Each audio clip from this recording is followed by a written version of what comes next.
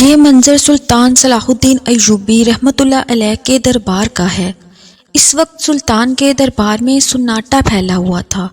وہاں پر موجود ہر شخص حیرت سے آنکھیں پھاڑے اس لڑکی کی طرف دیکھ رہا تھا، جبکہ لوگوں نے اپنے دانتوں میں انگلیاں دبا لی تھیں۔ سلطان خود پہلی بار اس طرح خاموش بیٹھا تھا اور اسے سمجھ نہیں آ رہی تھی کہ وہ کیا جواب دے۔ سلطان کی زندگی کا یہ پہلا ایسا کیس تھا جس نے سلطان کو یوں خاموش کروا دیا تھا۔ سلطان حیرت کے مارے اس لڑکی کی طرف دیکھ رہا تھا۔ اس لڑکی کی آنکھوں میں بے بسی نظر آ رہی تھی۔ اس کے جسم پر پھٹا ہوا لباس اس کی بات کی گواہی دے رہا تھا، لیکن پھر بھی سلطان کوئی بھی فیصلہ لینے سے پہلے ہچکچا رہا تھا۔ اسی لڑکی کے کہے ہوئے الفاظ کے اوپر یقین نہیں تھا۔ وہ سوچ بھی نہیں سکتا تھا کہ ایسا کچھ بھی ہو سکتا ہے۔ سلطان کے تمام مشیر بھی اس وقت خاموش بیٹھے تھے۔ انہیں اس لڑکی کے اوپر یقین نہیں تھا۔ وہ یہی سوچ رہے تھے کہ یقیناً وہ لڑکی جھوٹ بول رہی ہے۔ اور ان میں سے ایک نے اٹھ کر تعظیماً سلطان کو خراج تحسین پیش کرتے ہوئے کہا، سلطان اعظم، یقیناً یہ لڑکی جھوٹ بول رہی ہے کہ ایسا بھی کبھی ہو سکتا ہے جیسا یہ لڑکی کہہ رہی ہے۔ کوئی ذی ہوش انسان ایسی بات نہیں کر سکتا۔ جبکہ سلطان خاموش بیٹھا ہوا تھا، دوسرا مشیر بھی پہلے مشیر کی شے پر اٹھ کھڑا ہوا اور کہنے لگا، سلطان معظم، مشیر اعلیٰ سچ کہہ رہے ہیں، واقعی یہ لڑکی جھوٹ بول رہی ہے۔ یقیناً اس کے پیچھے کوئی اور بات ہوگی اور ہمیں معاملے کی تحقیقات کے ہی کسی نتیجے پر پہنچنا چاہیے۔ سلطان نے ان دونوں کی بات بغور سنی، لیکن کہنے لگا، میں آپ دونوں احباب کی رائے کا احترام کرتا ہوں، لیکن میں جانتا ہوں کہ مجھے کیا کرنا ہے۔ میں کوئی بھی ایسا فیصلہ نہیں لے سکتا جس سے کسی کی حرمت پر حرف آتا ہو اور میرے انصاف پر انگلیاں اٹھائی جائیں۔ اس لیے میں اس لڑکی کو ابھی کچھ وقت کی مہلت دے رہا ہوں۔ تب تک میں تمام ثبوت و شواہد پر غور کروں گا اور پھر ہی فیصلہ کیا جائے گا۔ ابھی یہ لڑکی اپنی عدت پوری کر لے اور اس کے بعد ہی ہم کوئی فیصلہ لیں گے۔ یہ کہہ کر سلطان نے دربار برخاست کر دیا۔ تاہم پہلی بار سلطان کے چہرے پر فکر اور پریشانی تھی۔ سلطان کو لگ رہا تھا کہ جیسے اسے لڑکی کے ساتھ کوئی ایسی بات بھی جڑی ہے جو یہ تو چھپا رہی ہے یا پھر بتانا نہیں چاہتی۔ اسی لیے سلطان نے اس لڑکی کی عدت ختم ہونے تک انتظار کرنے کا کہا۔ سلطان کے ذہن میں کچھ اور چل رہا تھا، جیسے کسی بھی عام انسان کو سمجھنے کے لیے بہت وقت لگتا، کیونکہ سلطان اس طرح ہوا میں کوئی بھی فیصلہ نہیں کر سکتے تھے۔ انہیں اپنے فیصلے کو ہر طرح سے جانچ پڑتال کرنا تھی تاکہ اس لڑکی کے ساتھ مکمل انصاف ہو سکے۔ سلطان کی اٹھتے ہی وہاں پر موجود درباری ایک دوسرے کے کانوں میں گھسر پسر کرنے لگے اور سوچنے لگے کہ یقیناً سلطان نے اس لڑکی کے ساتھ ہمدردی دکھائی ہے، ورنہ یہ لڑکی تو صاف صاف جھوٹی معلوم ہوتی ہے۔ ایسی باتیں کوئی مجنوں ہی کر سکتا ہے جیسے ہی یہ باتیں کر رہی ہے، کیونکہ وہ سب سلطان کے فیصلے کا احترام کرتے ہیں۔ اس لیے انہوں نے سلطان کے فیصلے کے خلاف جانے کی ہمت نہیں کی اور دربار برخاست ہو گیا۔ وہ لڑکی بھی اپنی پسماندہ حالت کے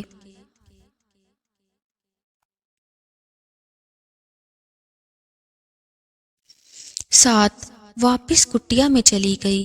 اس کے پاس آخری امید صرف وہ سلطان صلاح الدین ایوبی ہی تھے جن کے پاس وہ انصاف کے لیے آئی تھی، اور اسے پوری امید تھی کہ سلطان صلاح الدین ایوبی اس کے ساتھ انصاف ضرور کریں گے، کیونکہ ان کے انصاف کا ایک زمانہ گواہ ہے، اور جس طرح کی فہم و فراست سے وہ فریاد کرتی ہے، یقیناً اس کی فریاد کے مطابق فیصلہ بھی اسی طرح کیا جائے گا۔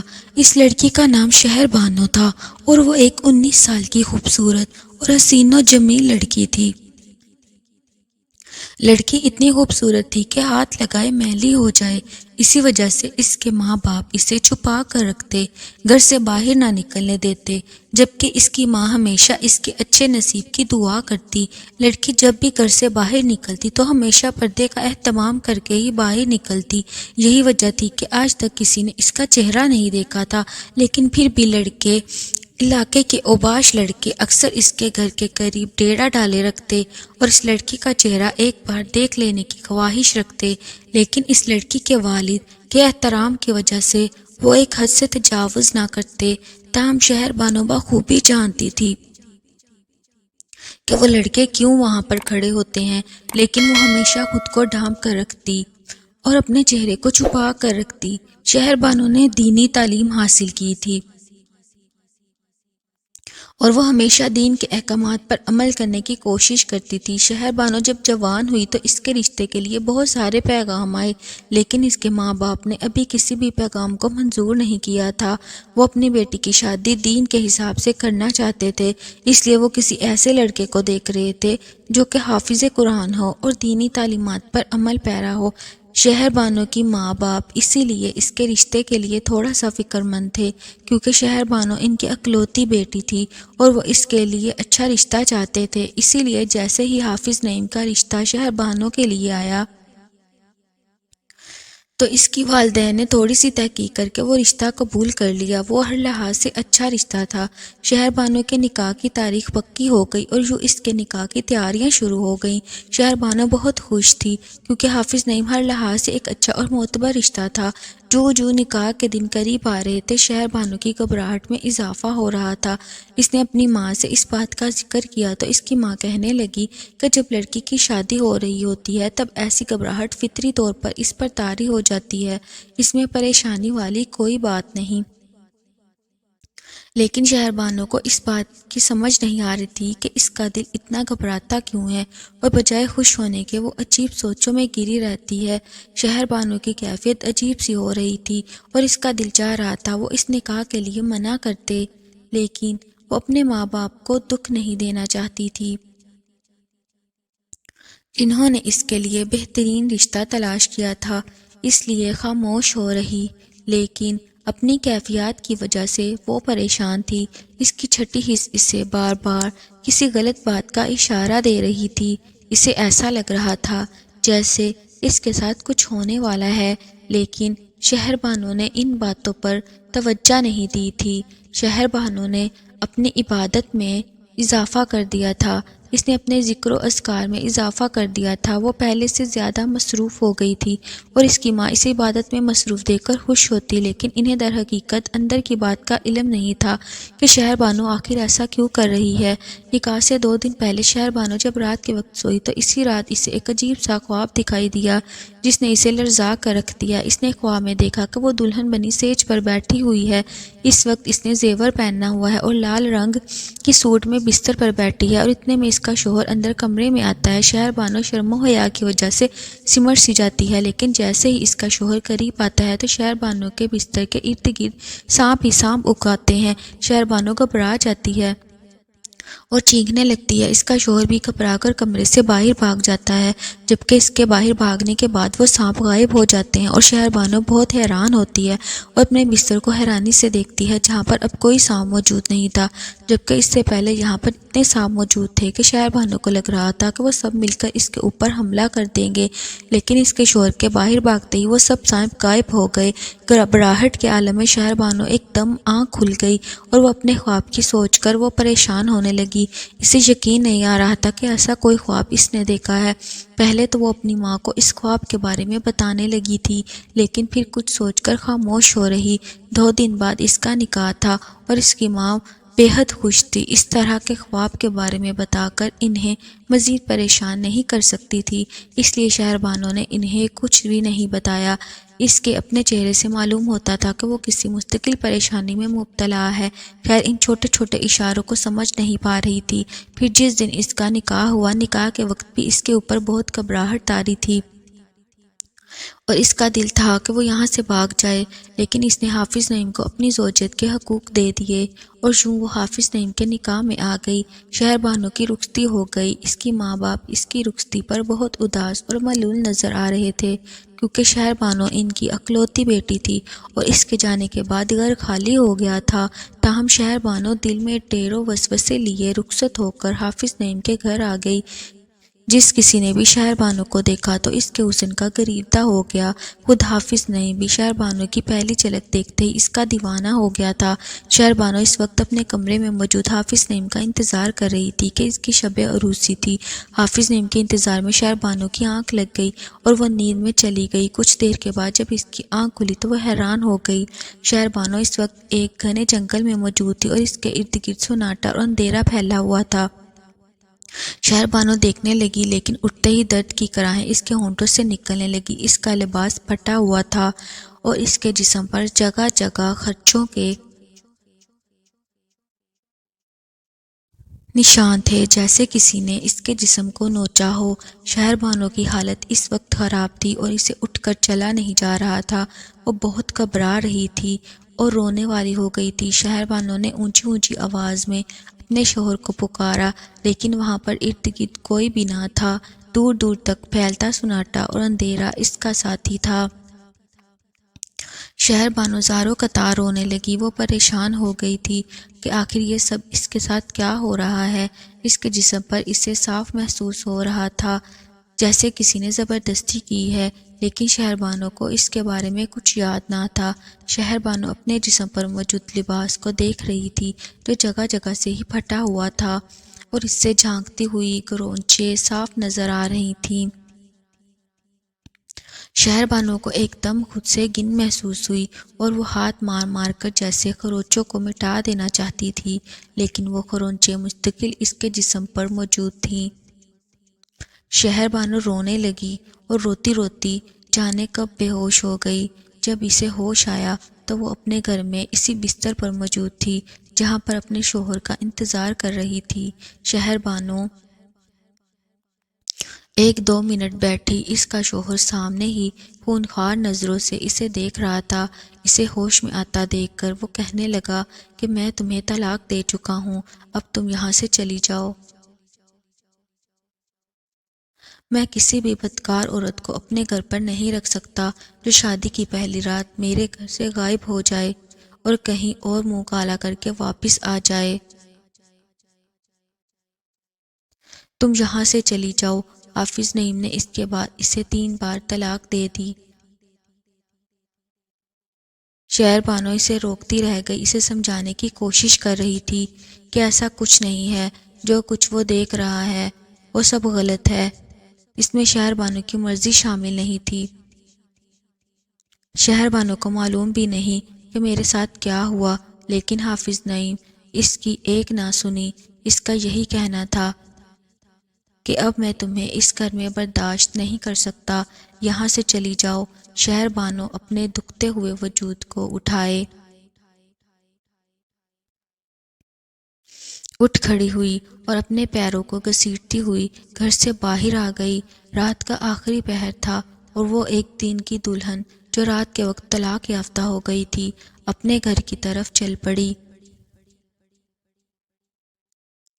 اسے یہاں سے راستے کا تو معلوم نہیں تھا، لیکن وہ اندازے سے ہی اپنے ماں باپ کے گھر کی طرف چل پڑی۔ سارے راستے وہ روتی آئی، اس کی آنکھوں میں گہرائی بسی ہوئی تھی اور سارا وجود دکھ کی حالت میں تھا۔ شہر بانو سارے راستے سوچتی آئی تھی، آخر اس کے ساتھ یہ سب کیوں ہوا، کس نے کیا، کون اس کے ساتھ ایسی غلط حرکت کر سکتا ہے، لیکن شہر بانو کو کچھ سمجھ نہیں آ رہی تھی۔ اسے اپنے ماں باپ کا خیال آیا، آخر وہ انہیں جا کر کیا بتائے گی کہ وہ کیوں طلاق لے کر آ گئی ہے، اس کے شوہر نے کیوں اسے گھر سے نکال دیا ہے۔ شہر بانو یہی سب سوچتی ہوئی جب ان کے دروازے پر پہنچی تو دروازہ کھٹکھٹاتے ہی بے ہوش ہو کر گر پڑی۔ اس کی ہمت یہیں تک تھی۔ شہر بانو کو جب ہوش آیا تو وہ اپنے گھر میں اپنے بستر پر موجود تھی۔ اس کے ماں باپ اس کے ارد گرد پریشان بیٹھے تھے، تاہم اس وقت شہر بانو کا وجود چادر میں ڈھکا ہوا تھا۔ شہر بانو ان دونوں کی طرف دیکھ کر بے آواز آنسو بہانے لگی۔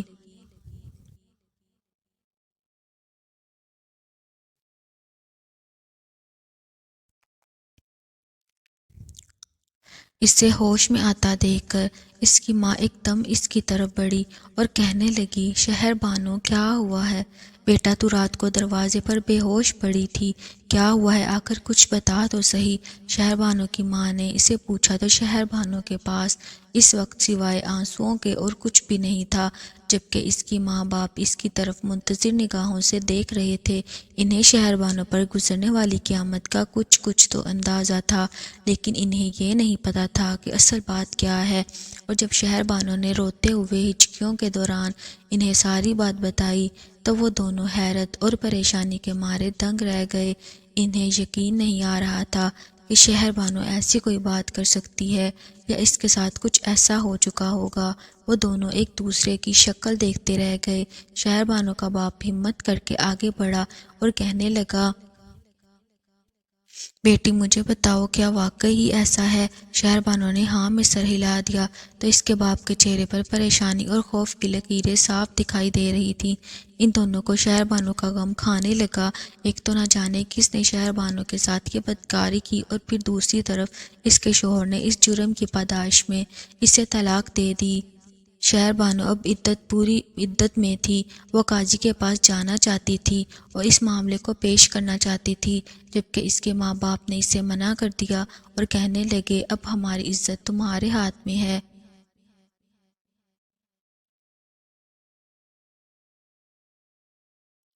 تم قاضی کے پاس مت جاؤ، اگر تم قاضی کی عدالت میں پیش ہو گئی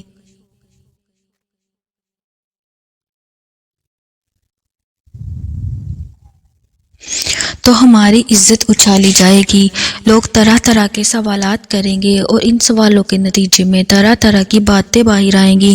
ہم نہیں چاہتے کہ تم پر یا ہمارے اوپر کوئی حرف آئے، اس لیے اس بات کو خاموشی سے پی جاؤ۔ لیکن شہر بانو کے اوپر اس رات نے جو گہرے اثر چھوڑے تھے وہ ختم ہونے کا نام نہیں لے رہے تھے۔ چھوٹی سی عمر میں اس کے وجود پر اتنے گھناؤنے زخم لگے اور پھر ان زخموں کے نتیجے میں اس کی روح درد محسوس کرتی ہی رہی۔ شہر بانو سے وہ درد برداشت نہیں ہو رہا تھا۔ یہی وجہ تھی کہ وہ قاضی کے پاس انصاف لینے کے لیے جانا چاہتی تھی، لیکن اپنے ماں باپ کی التجا کے آگے وہ بے بس ہو گئی اور اس نے قاضی کے پاس جانے کا ارادہ موقوف کر دیا اور خاموشی سے گھر بیٹھ گئی۔ لیکن جب اسے اپنے جسم پر موجود خرونچیں نظر آتی تو اس کی کیفیت دورے والی ہو جاتی۔ وہ اپنے ہاتھوں کو پھیر پھیر کر ان نشانوں کو ہٹانا چاہتی تھی۔ وہ اپنے آپ کو مارنے لگتی۔ اس کے ماں باپ اسے سنبھالتے سنبھالتے نڈال ہو رہے تھے، لیکن شہر بانو کی حالت کافی دیر اسی طرح رہتی اور پھر وہ اسی دورے کی کیفیت میں بے ہوش ہو جاتی۔ اس کے ماں باپ بہت پریشان تھے اور انہیں سمجھ نہیں آ رہی تھی کہ آخر شہر بانو کے ساتھ یہ سب کیا ہو رہا ہے۔ وہ دونوں بوڑھے تھے۔ وہ اپنی بیٹی کی خوشیوں کے لیے انہوں نے اس کی شادی کی تھی، لیکن ان کی بیٹی تو نہ ختم ہونے والے زخم لے کر واپس لوٹ آئی۔ شہر بانو کے ماں باپ کو اب صرف اس کی فکر کھائے جا رہی تھی۔ شہر بانو کی عدت ختم ہو چکی تھی اور اب وہ پہلے سے کچھ بہتر بھی تھی۔ اس کی ماں اور باپ اس کا بہت خیال رکھتے، اس کے اوپر مختلف قرآنی آیات پڑھ کر پونگتے رہتے، اس کی صحت کا خیال رکھتے۔ اس کی ماں ہر وقت اس کے ساتھ رہتی۔ یہی وجہ تھی کہ وہ پہلے سے بہتر تھی۔ اس کے جسم پر موجود خراشیں بھی ختم ہو چکی تھی۔ وہ چلنے لگتی اور اس کی روح زخمی ہونے لگتی، وہ تڑپنے لگتی۔ شہر بانو کو اکثر ایک خواب پریشان کرتا۔ جب سے وہ طلاق ہو کر گھر واپس آئی تھی، وہ خواب اسے ہر ہفتے 15 دن کے بعد دکھائی دیتا۔ اس کے ماں باپ نے اس کی اور شادی کر دی کہ اس کا گھر بس جائے۔ اب اس کے ماں باپ کو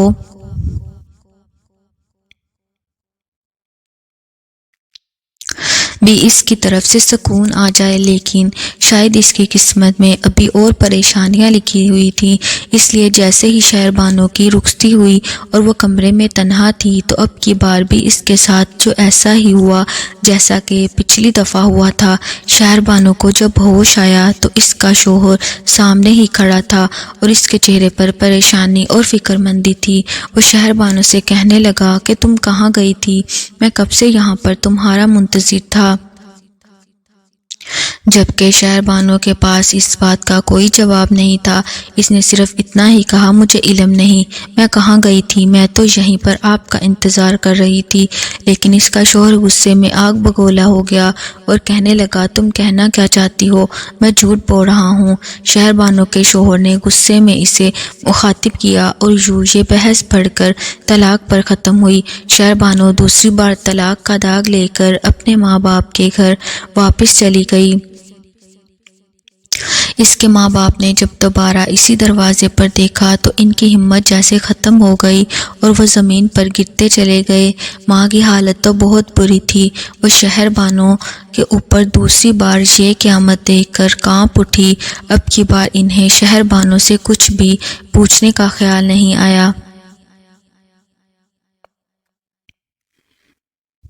کیونکہ شہر بانو کے چہرے کے اوپر ساری داستان صاف صاف لکھی ہوئی تھی۔ شہر بانو کی ذہنی حالت اس وقت بہت خراب تھی، اس کی جسمانی حالت بھی ٹھیک نہ تھی، جسم پر زخموں کے نشانات تھے اور وہ اس وقت اتنی نڈھال تھی کہ اس سے چلا بھی نہیں جا رہا تھا۔ شہر بانو کے بال بکھر کر الجھے ہوئے تھے اور اس کے بالوں میں مٹی اور گرد لگی ہوئی تھی۔ شہر بانو اب کی بار بہت ٹوٹ چکی تھی۔ اپنے ماں باپ کو سامنے دیکھ کر وہ اونچی اونچی رونے لگی۔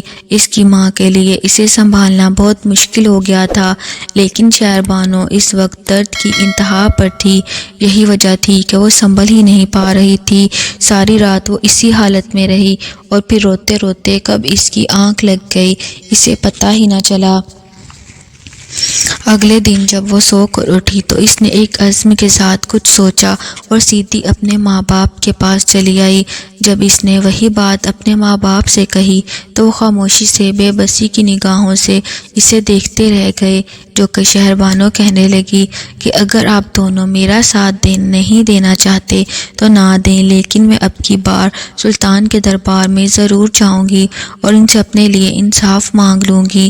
بے وجہ مجھے 2 بار طلاق ہوئی ہے، مجھے بدکار کہا گیا ہے، میری کردار پر انگلیاں اٹھائی گئی ہیں، میرے وجود کو نوچا گیا ہے، میں کیسے خاموش رہ سکتی ہوں اور آپ صرف لوگوں کی باتوں کی پرواہ کی وجہ سے اپنی بیٹی کے ساتھ یہ ظلم برداشت کر لیں گے؟ کیا کریں گے؟ شہر بانو نے اپنے ماں باپ کو مخاطب کر کے کہا اور ان دونوں کے پاس سوائے آنسوؤں کے اس بات کا کوئی جواب نہیں تھا۔ وہ دونوں اس وقت نڈال بیٹھے ہوئے تھے اور انہیں سمجھ نہیں آ رہی تھی کہ وہ کیا کریں۔ تاہم جیسے ہی دربار کا وقت ہوا تو شہر بانو دربار چلی آئی۔ وہ اکیلی لڑکی تھی جو اس طرح چہرہ اٹھا کر اور تنہا سلطان کے دربار میں آئی تھی۔ اس نے وہاں پر اپنی عرضی جمع کروا دی تھی، لیکن وہ پھر بھی سلطان کے دربار میں اس سے مل کر جانا چاہتی تھی، جبکہ وہاں کے درباری اسے واپس بھیجنا چاہ رہے تھے، لیکن وہ اپنی ضد کی وجہ سے وہیں پر بیٹھی رہی اور اس کا کہنا تھا کہ جیسے دربار لگے گا وہ سلطان سے مل کر جائے گی، اس کے اوپر جو ظلم ہوا ہے وہ سلطان کو بتا کر جائے گی۔ اس لڑکی کے لہجے اور آنکھوں میں کچھ ایسی بات تھی کہ دربان خاموش ہو گئے۔ کچھ دیر کے بعد جب دربار لگ چکا تو وہ فوراً اٹھ کھڑی ہوئی۔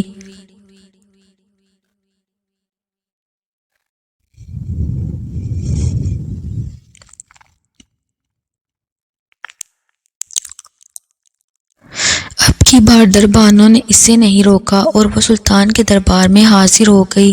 سلطان نے جب اس لڑکی کو آتے دیکھا تو اسے بڑی حیرت ہوئی اور اس نے اپنے پاس بیٹھے مشیر سے اس کے بارے میں پوچھا، کیونکہ شہر بانو پہلے ہی عرضی جمع کروا چکی تھی۔ مشیر نے اس کی عرضی پڑھ کر سنائی۔ سلطان بہت مشکل میں ہے، لیکن کچھ دیر کے بعد ہی سلطان صلاح الدین ایوبی رحمۃ اللہ علیہ نے اپنے مخصوص انداز میں درباریوں کو مخاطب کر کے کہا کہ ابھی کوئی بھی اس لڑکی کی گواہی نہیں دے رہا اور اس لڑکی کے پاس اپنی سچائی ثابت کرنے کے لیے کوئی ثبوت نہیں ہے، لہٰذا میں نے فیصلہ کیا ہے کہ جیسے ہی یہ لڑکی اپنی عدت مکمل کر لے گی تو اس کی شادی میرے خاص وزیر کے بیٹے کے ساتھ کر دی جائے گی، اور پھر دیکھا جائے گا کہ آخر یہ لڑکی سچ بول رہی ہے یا نہیں۔ اس کے بعد اس مقدمے کا فیصلہ کیا جائے گا۔ وہاں پر موجود ہر شخص حیران تھا اور سلطان کی فہم و فراست کا قائل ہو گیا تھا۔ سلطان جس انداز میں اس مقدمے کا فیصلہ کیا تھا، سب حیران ہو کر رہ گئے تھے۔ شہر بانو بھی حیران و پریشان کھڑی تھی۔ وہ دوبارہ سے اس اذیت میں نہیں جانا چاہتی تھی، لیکن اب چونکہ وہ خود سلطان کے پاس انصاف کے لیے آئی تھی، اس لیے وہ سلطان کی بات ماننے پر مجبور تھی۔ شہر بانو اپنی دکھی وجود کو گھسیٹتے ہوئے گھر لے آئی اور پھوٹ پھوٹ کر رونے لگی۔ تو جانے اب کیوں اسے اتنا رونا آ رہا تھا۔ یہ عدت کا عرصہ بہت جلدی گزر گیا تھا، تاہم شہر بانو نے اسے گن گن کر گزارا تھا، اور جیسے اس کی عدت ختم ہوئی تو سلطان کی طرف سے اسے بلاوا آ گیا۔ شہر بانو اس دن سے تو ڈر رہی تھی، لیکن مرتی کیا نہ کرتی کہ مصداق ابھی سے جانا ہی تھا، چونکہ وہ اپنے ماں باپ کو پہلے اپنی شادی کے بارے میں بتا چکی تھی، اس لیے وہ بھی اس کے ساتھ ہی چل پڑے۔ انہیں جو پہلے لوگوں کی باتوں کا خوف تھا وہ اب اتر گیا تھا۔ وہ یہی چاہتے تھے کہ ان کی بیٹی کو انصاف مل جائے تاکہ وہ اپنی آنے والی زندگی سکون سے گزار سکے۔ شہر بانو اپنے ماں باپ کے ساتھ اس دربار میں آ گئی تھی۔ دربار میں آج بھی وہ سب لوگ موجود تھے جو پہلے اس فیصلے کے وقت تھے۔ آج ہر کوئی حیران تھا اور آنے والے وقت کا سوچ سوچ کر پریشان تھا۔ کسی کو کچھ اندازہ نہ تھا کہ آخر آنے والے وقت میں کیا ہوگا، لیکن اب شہر بانو کے سچ اور جھوٹ سے پردہ اٹھانے کا وقت آ چکا تھا۔ وہ یہ جاننا چاہتے تھے کہ آخر شہر بانو کے ساتھ یہ سب کیسے ہو رہا ہے اور وہ کون سے جنات کا ذکر کرتی ہے۔ یہی وجہ تھی کہ سلطان کے دربار میں سب کے سامنے شہر بانو کا نکاح سلطان کے خاص وزیر کے بیٹے کے ساتھ کر دیا گیا۔ شہر بانو اس وقت سادہ سے حلیے میں ملبوس تھی۔ وہ اس طرح رخصت ہو کر اپنے شوہر کے ساتھ اس کے گھر چلے گئی۔ شہر بانو اس وقت بہت گھبرائی ہوئی تھی اور اسی حالت میں وہ اپنے کمرے میں بیٹھی ہوئی تھی۔ اس کا شوہر بھی اس کے پاس ہی موجود تھا۔ اس سے یہ سوچ سوچ کر پریشان ہو رہی تھی کہ اگر آج بھی پہلے کی طرح ہی ہوا تو وہ کیا کرے گی۔ جیسے جیسے رات گزرتی جا رہی تھی، شہر بانو کی پریشانی اور گھبراہٹ میں اضافہ ہو رہا تھا، لیکن اس کا شوہر اس کے پاس کمرے میں موجود رہا۔ اس نے شہر بانو کو ایک پل کے لیے بھی اکیلا نہیں چھوڑا۔ وہ شہر بانو سے ادھر ادھر کی باتیں کرتا رہا، لیکن شہر بانو کی گھبراہٹ کم ہونے کا نام ہی نہیں لے رہی تھی۔ اور پھر جیسے ہی رات کے دوسرے پہر میں داخل ہوئی تو شہر بانو کے شوہر نے اس کے ساتھ تھوڑی بے تکلفی دکھائی اور اس کے قریب ہو گیا۔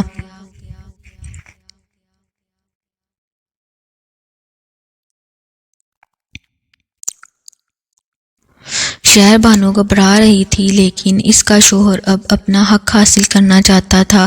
اگلے دن اس وقت سلطان صلاح الدین ایوبی کے دربار میں ایک بار پھر مجمع لگا ہوا تھا اور ہر خاص و عام وقت پہ جمع تھا۔ ہر کوئی جاننا چاہتا تھا کہ آخر رات اس لڑکی کے ساتھ کیا ہوا۔ کیا ایک بار پھر سے جنات اٹھا کر لے گئے؟ کیا ایک بار پھر جنات نے اس کے ساتھ بدکاری کی؟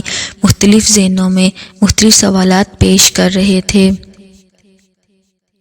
اور لوگ ان سوالات کا جواب تلاش کرنے کے لیے سلطان کے دربار میں موجود تھے۔ ہر کوئی اپنے اپنے طور پر اندازہ لگا رہا تھا، لیکن کسی کو بھی حقیقت کے بارے میں علم نہ تھا جب تک کہ وہ لڑکی یہاں نہ آ جاتی۔ سلطان کا دربار لگ چکا تھا اور سلطان کے آنے میں ابھی کچھ وقت باقی تھا کہ اتنے میں شہر بانو اور اس کے شوہر دونوں دربار میں چلے آئے۔ شہر بانو اس وقت پورے حواسوں میں لگ رہی تھی، لیکن آج اس کے چہرے پر پریشانی نہیں تھی۔ آج اس کے جسم پر کھرونچے نظر نہیں آ رہی تھی اور نہ ہی اس کا لباس پھٹا ہوا تھا۔ شہر بانو کو اس صاف ستھری حالت میں دیکھ کر ہر کوئی حیران تھا۔ ان کا خیال تھا کہ شہر بانو بہت زخمی حالت میں ہوگی اور نہ جانے اس کے ساتھ کیا کچھ ہوا ہوگا۔ شہر بانو کے ماں باپ بھی وہیں پر موجود تھے کہ اتنے میں سلطان صلاح الدین ایوبی رحمۃ اللہ علیہ اپنے دربار میں تشریف لے آئے اور اپنے تخت پر براجمان ہو گئے۔ ہر کسی نے تعظیماً جھک کر انہیں سلام پیش کیا اور اس کے بعد اپنی نشست سنبھال لی۔ آج دربار خشاخش بھرا ہوا تھا، لوگ باہر تک کھڑے تھے اور سلطان کی اس تاریخی فیصلے کے منتظر تھے کہ پھر اس لڑکی کے بارے میں جان کر سلطان کا فیصلہ کیا ہوتا ہے۔ سلطان کے چہرے پر بھی اس وقت تھوڑی بے چینی تھی، انہیں بھی اس لڑکی کی حقیقت کے بارے میں جاننا تھا تاکہ اپنے انصاف کی روشنی میں اس کے لیے فیصلہ کر سکے۔ کچھ دیر کے بعد دربار کی کارروائی باقاعدہ طور پر شروع ہو گئی۔ شہر بانو اور وزیر کا بیٹا جس کے ساتھ شہر بانو کی شادی ہوئی تھی تعظیماً کھڑے ہو گئے۔ سلطان نے شہر بانو سے کہا، کہو لڑکی، رات کیا معاملہ پیش آیا؟ سلطان نے باروب انداز میں پوچھا تو شہر بانو تعظیماً جھک کر کہنے لگی، سلطان محترم، رات کو سب خیریت رہی، ایسا کچھ بھی نہیں ہوا جیسا پہلے دو بار ہوا تھا۔ شہر بانو نے آہستہ آواز میں کہا تو سلطان نے معظم چونک اٹھے اور وزیر کے بیٹے کی طرف سوالیہ نظروں سے دیکھ کر کہنے لگے کہ رات کیا معاملہ پیش آیا؟ کیا یہ لڑکی سچ کہہ رہی ہے؟ اور اگر یہ اب سچ کہہ رہی ہے تو پھر پچھلی 2 بار اس کے ساتھ ایسا کیوں ہوا؟ وضاحت پیش کرو۔ سلطان معظم نے دریافت کیا تو وزیر کا بیٹا تعظیماً جھک کر کہنے لگا، سلطان معظم، میں بیوی کے ساتھ تنہا تھا، میں نے اسی ایک لمحے کے لیے بھی کمرے میں تنہا نہیں چھوڑا، آپ کی ہدایت کے مطابق میں ہر پل اس کے ساتھ موجود رہا۔ رات ہو گئی تھی اور میں اپنے حقوق زوجیت بھی ادا کرنے والا تھا کہ ایک دم میری بیوی نے مجھے پیچھے جھٹکا دے دیا اور اس نے مجھے اپنے قریب آنے نہیں دیا اور ایسے اٹھ کر کھڑی ہوئی جیسے نیند میں ہو اور پھر باہر کی طرف لپکنے لگی۔ میں نے ایک دم اسے روک دیا، اس سے پوچھا کہ تم کہاں جا رہی ہو؟ میں نے پوچھنے پر بھی یہ کچھ نہیں بولی اور باہر کی طرف جانے لگی۔ میں نے کچھ سوچ کر اسے جانے دیا اور اس کے پیچھے پیچھے چلتا گیا۔ میں نے دیکھا کہ یہ گھر سے باہر نکل گئی، مجھے تشویش ہونے لگی، میں اس کے پیچھے پیچھے ہی تھا۔ یہ مختلف راستوں سے گزر کر جنگل کی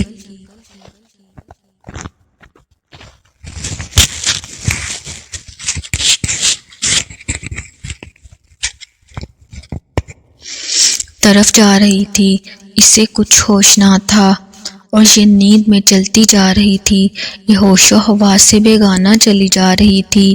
جنگل میں راستے میں کئی جھاڑیوں نے اسے زخمی کیا، ایک جگہ سے اس کے کپڑے اٹک کر پھٹ گئے، جبکہ یہ پھر بھی نہیں رکی، آگے بڑھتی چلی گئی۔ پھر جنگل کے بیچوں بیچ پہنچ کر یہ وہاں رک گئی اور وہاں پر ایک جگہ پر بیٹھ گئی۔ کچھ دیر وہاں بیٹھے رہنے کے بعد یوں ہی اٹھ کر واپس آ گئی، تاہم اب اس کے چہرے پر درد اور تکلیف کے آثار تھے اور اسی طرح واپس گھر آ کر اپنے بستر پر لیٹ گئی۔ میں بہت حیران تھا، اس طرح کیا کر رہی تھی؟ نیند میں چل کے جانا اور پھر اسی طرح واپس آنا۔ مجھے کچھ سمجھ نہیں آ رہی تھی، لیکن اس کے بعد ساری رات میں سو نہیں سکا۔ وزیر کے بیٹے نے سلطان کے آگے ساری حقیقت بیان کر دی اور دربار میں موجود ہر شخص حیران تھا۔ باقی پھر یہ کیا معاملہ ہے؟ سلطان کے چہرے پر بھی سوچ کی لکیریں واضح تھی کہ اتنے میں سلطان صلاح الدین ایوبی نے شہر بانو کے ماں باپ کو مخاطب کیا اور کہا، کیا تمہاری لڑکی کو نیند میں چلنے کی بیماری ہے؟ شہر بانو کی ماں نے کہا، سلطان معظم، یہ چھوٹی تھی تو تب بھی اسے یہ بیماری ہوئی تھی، حکیم صاحب نے علاج کر دیا تھا، اس کے بعد یہ ٹھیک ہو گئی تھی۔ جب کبھی یہ پریشان ہوتی ہے یا اسے کسی بات کا خوف ہوتا ہے تو پھر یہ اس خوف سے بھاگنے لگتی ہے۔ اور نیند میں چلنے لگتی ہے، ویسے یہ بالکل ٹھیک رہتی ہے۔ شہر بانو کی ماں نے بتایا تو سلطان صلاح الدین ایوبی رحمۃ اللہ علیہ نے کہا، آخر یہ جنگل کی طرف ہی کیوں جاتی ہے؟ تو سلطان کے استفسار پہ شہر بانو کی ماں کہنے لگی، سلطان معظم، یہ جب چھوٹی تھی تو کسی نے اسے اغوا کر لیا تھا اور اسی جنگل کی طرف لے گیا تھا۔ وہاں پہ اس نے اس کے ساتھ بدفعلی کی تھی۔ میری بچی اس کے بعد ہمیں نیم مردہ حالت میں ملی تھی۔ اس واقعے کے بعد ہی اس پہ اثر ہو گیا اور یہ نیند میں چلنے لگی۔ شہر بانو کی ماں نے روتے ہوئے کہا تو سارے دربار پر سناٹا چھا گیا، کسی کو بھی اس بات کی توقع نہ تھی۔ سلطان نے فوراً شہر بانو کی ماں سے کہا کہ وہ کون لوگ تھے؟ کیا تم لوگوں نے قاضی سے شکایت کی تھی؟ سلطان نے اپنے مخصوص جلالی انداز میں پوچھا تو شہر بانو کی ماں کہنے لگی کہ ان لوگوں کا تو ہمیں نہیں پتہ، لیکن ہم نے قاضی صاحب سے شکایت نہیں کی۔ میری بچی مرتے مرتے بچی تھی تو میرے شوہر نے منع کر دیا تھا کہ اگر قاضی تک یہ بات گئی تو پھر میں عزت سارے بازار اچھالی جائے گی، اور اس لیے انہوں نے شکایت کرنے سے منع کر دیا تھا۔ شہر بانو کی ماں کی بات سن کر سلطان صلاح الدین ایوبی رحمۃ اللہ علیہ غصے میں آ گئے، کہنے لگے تم لوگوں کو شکایت کرنی چاہیے تھی۔ اور پھر ایک دم شہر بانو سے پوچھا، کیا تمہیں کچھ یاد ہے وہ کون تھا جس نے تمہارے ساتھ یہ بدفعلی کی؟ سلطان کا سوال سن کر شہر والوں نے آہستہ سے حامی میں سر ہلا دیا، اور اس کے ہاں میں سر ہلاتے ہی سارا دربار جیسے سناٹے میں آ گیا۔ اگر شہر بانو اسے پہچانتی تھی تو اس کا مطلب کہ آج اسے سر عام پھانسی دی جائے گی۔ ہر کوئی ایک دوسرے کی طرف شک بھری نگاہوں سے دیکھ رہا تھا۔ سلطان صلاح الدین ایوبی رحمۃ اللہ علیہ نے شہر بانو سے پوچھا، کون ہے وہ بتاؤ لڑکی، تاکہ اسے سزا مل سکے۔ وہ یہ بدفعلی کر کے کیسے زندہ رہ سکتا ہے؟ میری دور حکومت میں ایسا کچھ نہیں ہوگا۔ اگر تم نے پہلے ہی اس کے خلاف شکایت کی ہوتی تو آج وہ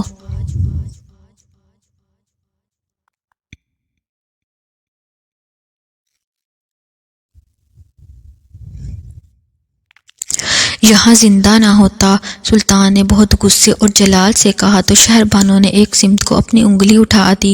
اس کی انگلی کی سمت میں دیکھا تو ہر کوئی اپنی جگہ پر حیران و پریشان رہ گیا۔ اس کے ساتھ کھڑا اس کا شوہر بھی حیرت بھری نگاہوں سے اسے دیکھ رہا تھا۔